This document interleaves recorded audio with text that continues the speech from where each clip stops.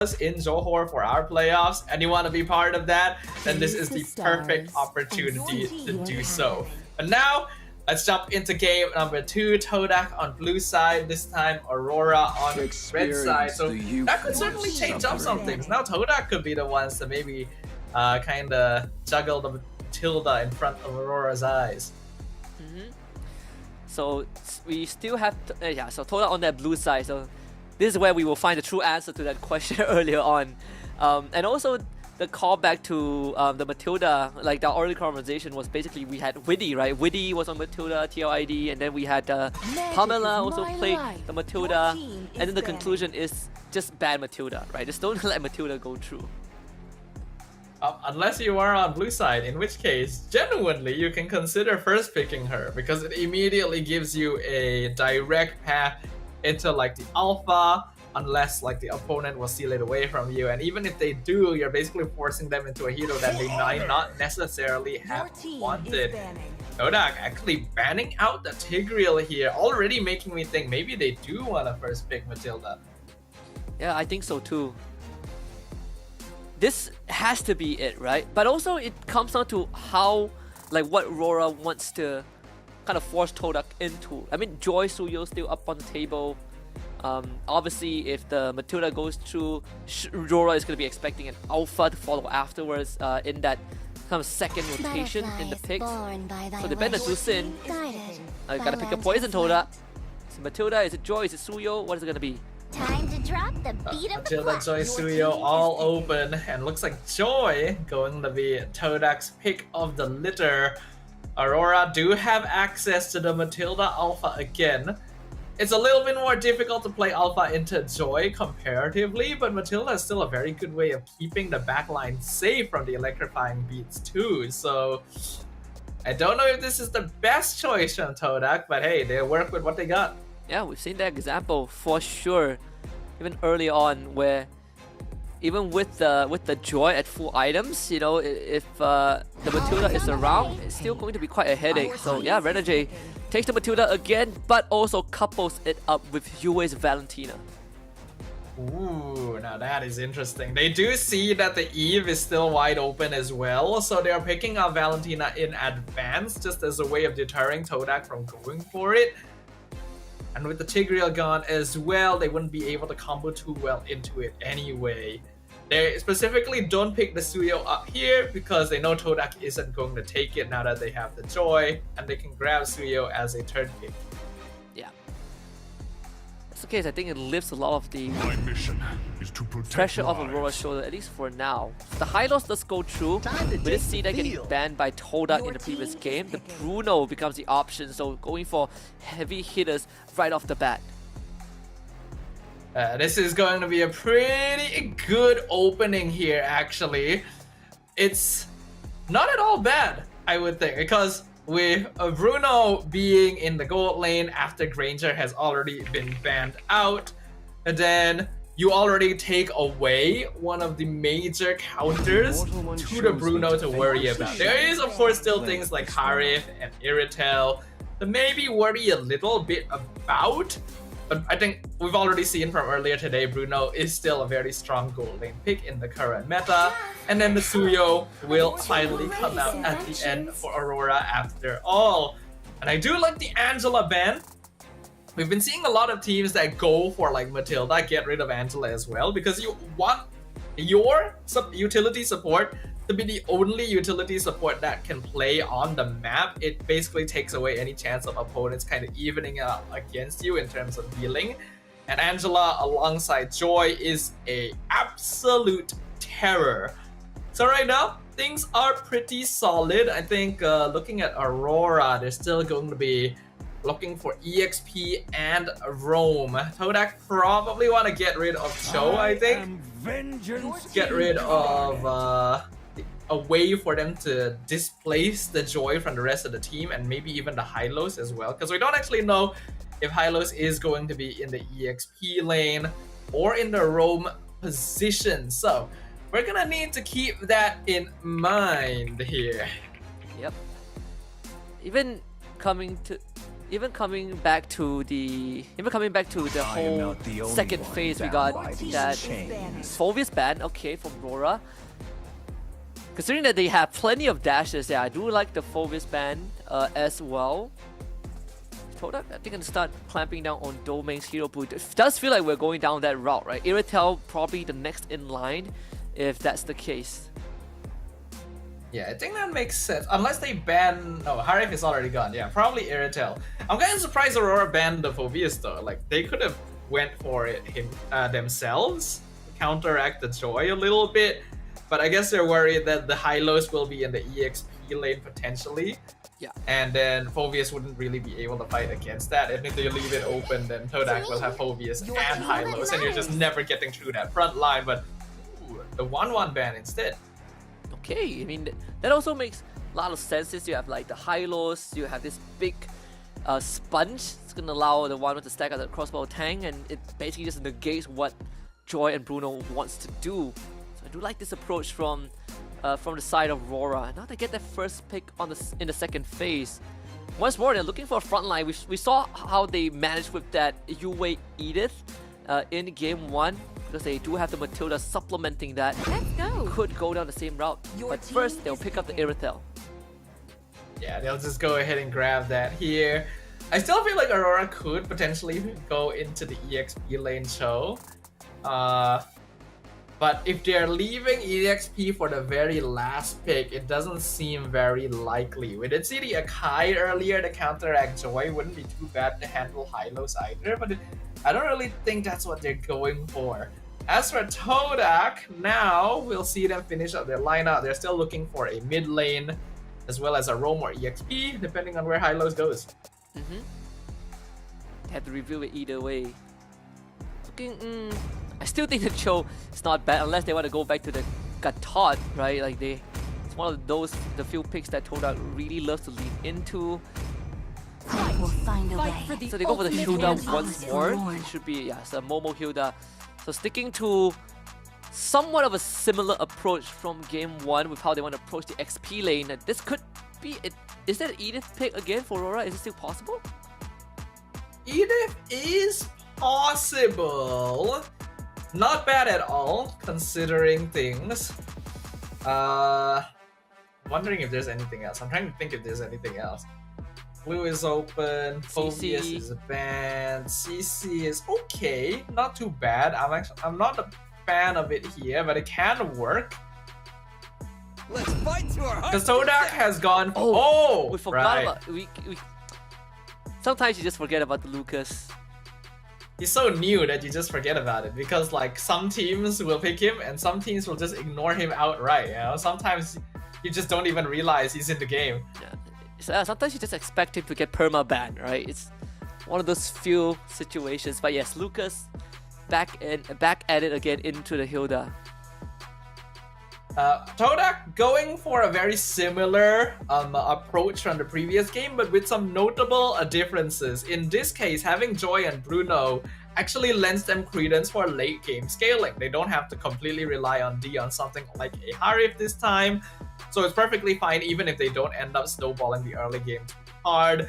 But Aurora already did some incredible things with the Matilda in game number 1, and now they have access to it with a Suyo. So a little bit worried for Todak, but let's see how this goes as we jump into the Land of Dawn for game number 2.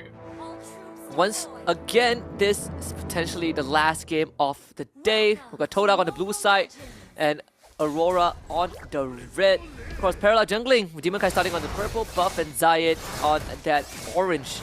It's gonna end up on the top side of the map. If there's anything we learned from game 1 is that this Renegade Matilda is nasty with how he keeps Aurora moving around the map. And I think the combination of Matilda with Lucas is going to be very annoying to handle, not to mention the Irritel having an extra way of getting away from things. We're gonna jump into a quick pause here. If the teams are facing technical difficulties, we gotta make sure that they are a-okay to continue so that everything is fair and secure. But I also want to highlight that Edward is playing Brave Smite Vengeance Lucas. So he's already difficult to kill without a Matilda on top of things. Oh yeah, not just that. Also, the Lucas Matilda is kind of what we saw early on with TLID, right? Like Widdy and Aran. We saw that in and out. You're always able to juggle kind of your aggro. Lucas goes in, gets some chip damage, and then he just backs off whenever whenever the Matilda is around. I definitely won't be surprised if that's how RORA wants to approach this. Yeah, I wouldn't be surprised either. Considering what already happened in game number 1, Aurora should be feeling pretty confident with things. Todak, they do have a style that likes to stick with largely the same draft, just with some modifications to the hero picks to make up for the flaws that they may have encountered in a previous loss. And this draft reflects that, right? Last game, they didn't have enough late game insurance to handle things because they weren't able to get early mid snowball. This time, they do. So they can actually approach the game with more freedom, but it's still gonna be hard. Matilda just opens up so many options for a team. See, I mean, even for Todak's kind of current approach, like how do you control the side lanes, right? I know like Bruno into Irithel should be okay, although I am leaning towards doming a lot more. But this Lucas Hilda, my biggest worry is that we're gonna not have the Hilda being able to move around the map as much as she wants to. Not to mention, you always have Matilda to kind of supplement the rotation of RORA. Hilda does do pretty well into Lucas, all things considered. And with Concussive Blast, I think Momo should outdamage him before level 4. So I think we're already seeing Aurora shift a little bit towards that EXP lane just to give him a hand and unlock the Lucas so that he can be part of team fights. Small mid lane is between Zyme, Sempoi, and Yue. This could be an off-tempo play that Todak might not expect. Though Demon Kite, check the bush, finds Zayed, big burst, first blood for you. Wow! Well, Zayed did not see that one coming. He figured that, oh, I can hide in here, I can get away if they find me, but it happened so quickly that Aurora just instantly got the turtle. There was just no way for any members of Todak to respond to that one, and Zayed is even gonna lose out on the orange buff for this. Yeah, they're gonna try to catch Domain. Oh, one last crit would have been the undoing of D, but yeah, Domain gets away. And unfortunately, Todak gets nothing topside. Contrary to game 1, this Demon Kai is not on Alpha, he's on the Suyo, so that early game damage is something that you definitely cannot underestimate. But being able to put Zayed behind this early is definitely a big plus point for RORA. It's a huge plus point, in fact. Edward is definitely having some difficulty. It looks like Aurora did end up leaving him to his own devices, but he is doing a good job of keeping Momo in lane as well. Because Hilda is not able to roam around the map as comfortably, or not able to really keep track of where Renegade is going to be, and because of that, Todak is going to be a lot more vulnerable a lot of the time. They tried to match up in aggression, but yeah, Zyme actually missed the Eternal Guard on Doming up there. I think that knockup could have been what they needed to get the finisher, but yeah, they did manage to land it. Eternal Guard stolen by Yue. So we get the next turtle on the bottom side, around 40 seconds, circling Ego into just get big combo. Good Terrify, Eternal Guard, that's the Glorious Pathway lane on top. Renegade somehow gets out and still they get Momo. And Edward throws his life away. Demon Kite has to find the snipe. Man, how did RORA get away like that? And they end up trading EXP for EXP, but that should 100% have been a kill on Renegade as well. I think you just cannot give this man Matilda. He is too good. And Aurora is slowly but surely eking out more and more advantages. Already a 2-level lead on Demon Kite compared to Zayed because of all the jungle invades. And because of that, I don't think Todak's going to be able to contest this next turtle either. Probably sealed by Demon Kite already. So level ahead. Zai is not even close to that. Although, Todak is going to be showing some presence. Perhaps he wants to give that false illusion that they want to take this fight. Aurora not going to bite it though. Just work on the turtle as fast as they can to get it. Circling Eagle from Renegade just in case. And I mean, look at that rotation. Demon Kai, he's past mid lane already. Yeah, it's just so easy for them. Like I really feel like the Matilda should have been respected, should have been banned or contested at least. But Todak has already picked their poison this game. A flicker from Zion just to get away from Edward in the turtle pit. And we're 5 minutes in. Aurora with the 1k gold lead and quite a lot of control over the map. Yeah, plenty of control. In this case, Aurora steadily building up that, not necessarily goal lead, but the macro advantage for sure on the map, right? Domain Kai having a great time. Demon Kai is just doing his thing. And he frees up Edward to constantly just walk with the rest of his team. And then Demon Kai, he just cashed in on that bottom wave. So you get this Suyo as far ahead as possible. He's edging at a 1k goal advantage over Zayed. It's a pretty notable difference here. Oh, Zion in some trouble. Man, Edward almost finds a solo kill past the turret. That is madness with this Lucas. Edward actually tried popping the Vengeance to get the kill off of Zion on his own ability, but it didn't quite work out. And Revitalize gonna be forced out on Hazelnut as well with a 3-man rotation up top by Aurora. And you can see just how active they are being on the map. Again, Renegade enabling such quick rotations and punishment of Todak's movements. Yeah, not only that, with all these rotations, Aurora are always one step ahead in terms of map movement. So forcing Todak to do housekeeping first before they match that rotation, and by then the damage has been dealt. So third turtles, bottom side, Demon Kite again at the scene.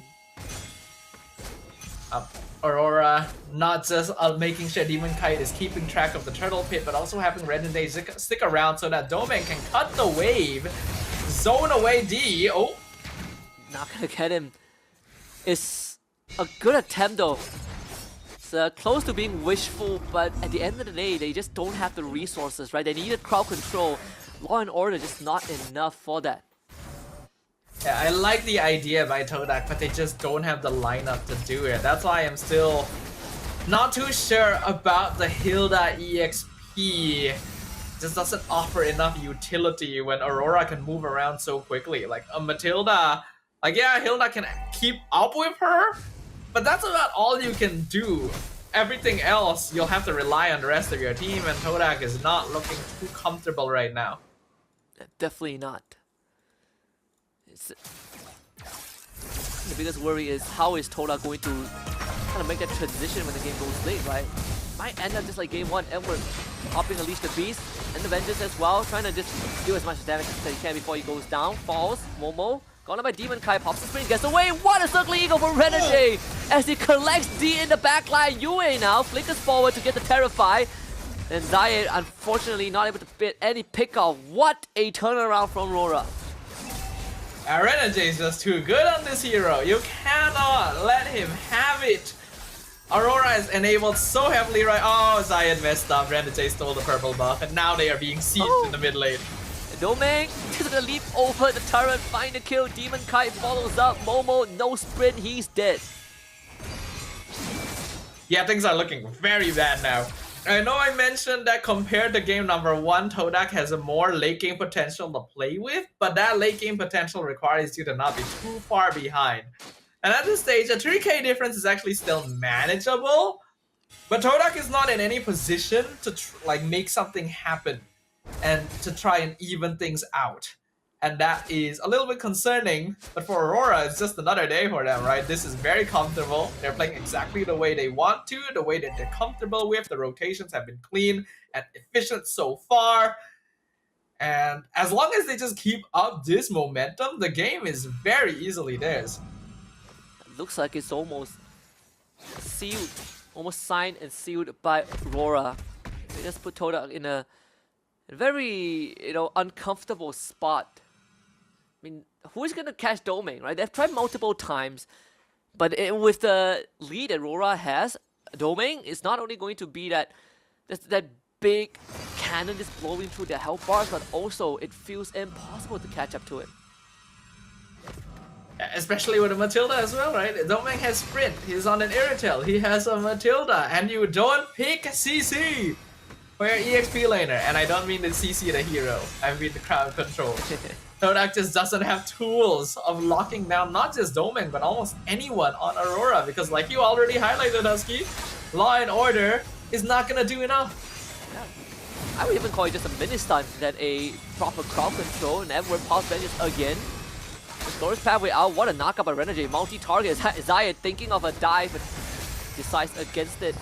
So once again, Aurora just gets the abilities out of Todak, and Aurora just have to sit and watch as Aurora gains possession of the Lord Pit. 2 battle spells and 2 ultimates traded from Todak, while Aurora only had to spend 2 ults and 1 battle spell. And I think their cooldowns are a little slower overall. They're now on top of the Lord. They see Zayed down bottom. They know that Todak doesn't actually intend to rush this. In fact, Todak really should not still be here. Yeah, I think Renegade just killed Edward by accident. Taking that right into D. Not really the smartest choice. I mean, they have a lead, but not that big of a lead. I was literally just saying, like, Todak really should not be here right now, and then Edward gets pulled into his death. So it turns out they are supposed to be here after all. But the net worth lead is still in favor of Aurora. It's about 4.5k. Not actually the worst, but also not within ideal parameters either, even if you're considering the late game scaling potential of Todak, because Aurora's late game is not bad either, right? You gotta keep that in mind. It's not as if they're too far behind on that. But D has finally hit them. Oh, Zayed. He is dead for sure. There's no way out. So now Todak has to try and find a trade. And Renegade with the flicker, that's a half-court Matilda guiding witch. And now they're gonna turn around. Oh, 2-man stun. So the turtle got dropped as well onto Hazelnut. Aurora shouldn't get any more kills, but doesn't really matter. They're gonna start getting structures. Yeah, things are looking a little... Todak is not being active enough on the map. You have a Hylos and a Hilda. How is it that your jungler is being caught out by a rotation through the river while dealing with the Lord? What is the rest of the team trying to achieve right now is what I am most confused about. Zayed still a little bit of gold off of that Holy Crystal, but D does finally have the power spike necessary to start doing some damage. It is actually still matching with Domeng, having 3 items each, but you can see that the Irritel even has a little bit of armor just in case to keep themselves in the fight longer, and there is just a general overall goal lead for Aurora in every position. It's getting...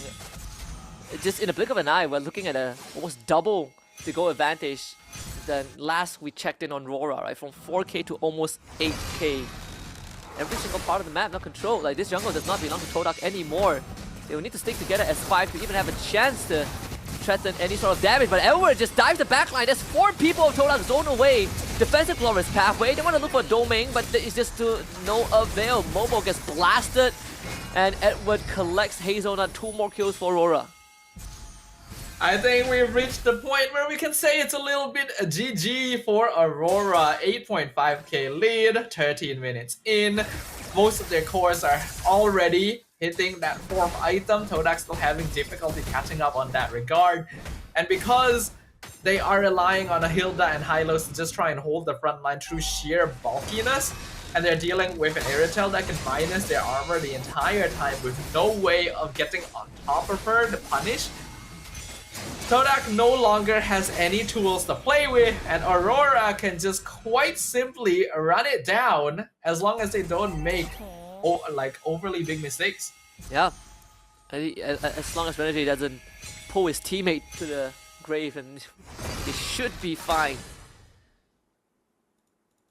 So this is going to be 3 waves synced up. We're looking at cracked inhibitors in just a little bit. It would be a GG push if RORA finds another fight, but Zayed, he's going to be on the flank. The question is, where is the opening, right? Because Renegade, he's going to go straight for it. Momo trying to draw attention away, but not that they really care. Momo now has to run. Slowly, Turtle got dropped onto Dime Standpoint. Edward leaps back in with the flash stab. That's all inhibitors of Todak destroyed by RORA. And Todak couldn't put up a fight at all. Aurora doing such a good job of controlling things, juggling things. Edward by himself was zoning 3 people in the backline. I mean, D almost lost his entire health bar from one heavy crossbow. The splash damage just killed Zayed. And I think that is truly GG. As RORA looking to clean it up slowly but surely. To that on Todak. D switches to Wisdom Nature again. The Terrify from Yue, but the crystal explodes and Aurora just shines the Northern Light on Todak with a 2-0 victory. A team that